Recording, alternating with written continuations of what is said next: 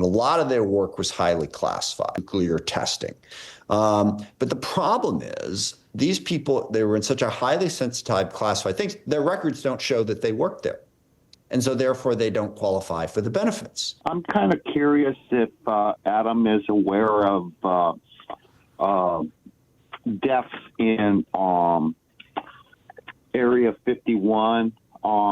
It's over 547 veterans that have came down with leukemia.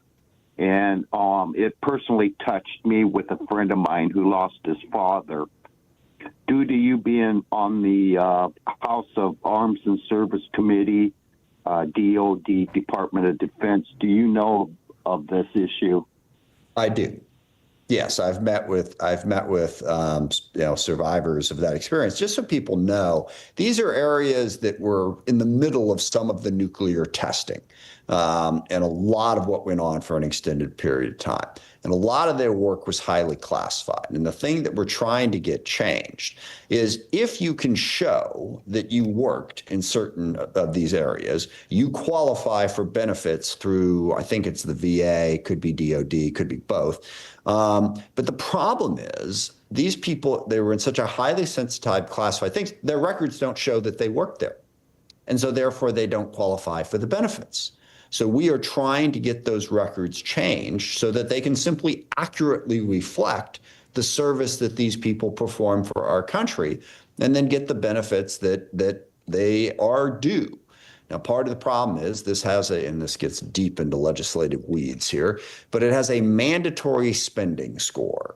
And if you're going to increase mandatory spending, you have to find an offset for that mandatory spending somewhere.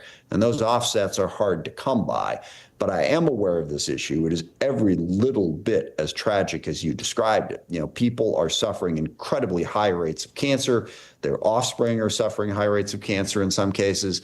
They deserve to be treated. They deserve to have the service that they perform for our country and for the military recognized, and have their costs of that covered. So we are aware of that issue and working on it. Thank you for raising it.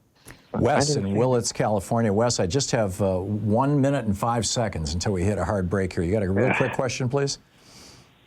Yeah, I'd like to ask Congressman, why is it that there's never any concessions for Democratic leaders the way Republicans demand concessions with their leaders? I remember when Kevin McCarthy was being sworn in as leader, they demanded lots and lots of concessions with him, but when Hakeem Jeffries was made leader, the progressives did not demand any concessions at all from him. Let's get the response.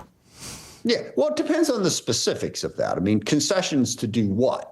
I mean, I don't really want to look to Republican leadership as a model for how to do things, where basically they've allowed a series of individuals to hijack the process and render Congress the least effective that it's been in my entire career. So we got to look at what those concessions are and what that leadership is. I want us, if we get back in the majority, to be able to govern effectively as part of a coalition.